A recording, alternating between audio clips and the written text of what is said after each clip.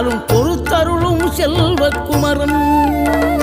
பொய்யான மயிலேறும் காட்சி எழியாவும் ஒளி வீசும் தெய்வாம்சமே பொய்யான என் வாழ்க்கை புவி மீது நிலையாக அருள் செய்ய வர வேணுமே நீ அருள் செய்ய வர வேணுமே